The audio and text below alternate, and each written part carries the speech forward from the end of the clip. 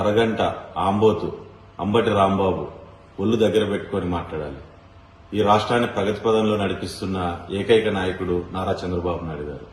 గతంలోనూ ఇప్పుడు రేపు ఎప్పుడైనా సరే ఈ రాష్ట్రానికి ముందుకు నడిపించాలంటే చంద్రబాబు నాయుడు గారి వల్ల మాత్రమే సాధ్యం. అటువంటి వ్యక్తిని ఈ రకంగా మాట్లాడతావు. ఈ రోజు నిన్ను భయపెట్టాలంటే చంద్రబాబు నాయుడు గారు రావాలి, రెండు మా నారా లోకేష్ అన్న రావాలని చెప్పి ఈరోజు నువ్వు మాట్లాడుతున్నావు. మరి నిన్ను భయపెట్టాలంటే ఎవరూ రావాల్సిన అవసరం లేదు. తెలుగుదేశం జెండా పట్టుకుని కార్యకర్తలు రోడ్డు ఎక్కితే చాలు నువ్వు భయపడిపోయే పరిస్థితి ఉంటుంది. ఈ రోజు మాధవి గారితో పాటు ఈ రోజు కార్యకర్తలందరూ రోడ్డు మీదకి వస్తేనే ఇంట్లోంచి బయటికి రాలేని పరిస్థితి. మా టైగర్ మాధవి జాలిని అక్కడ కదిలించలేని పరిస్థితి ఉంటుంది నీకు కూడా.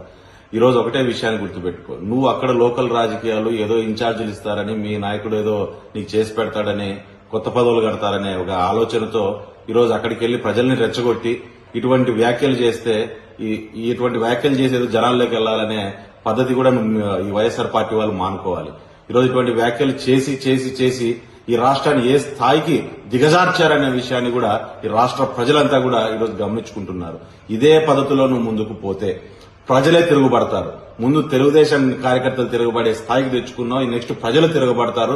రోడ్డు మీద కుక్కను కొట్టినట్టు కొట్టే రోజు ఖచ్చితంగా దగ్గరలోనే ఉంది అంబటి రాంబాబు. గుర్తుపెట్టుకో, ఇటువంటి వ్యాఖ్యలు చేసుకుంటూ ఇటువంటి పనికిమాలిన రాజకీయాలు చేసుకుంటూ ముందుకు వస్తే నీకు ఖచ్చితంగా తగిన శాస్తి జరుగుతుంది, జరుపుతాము.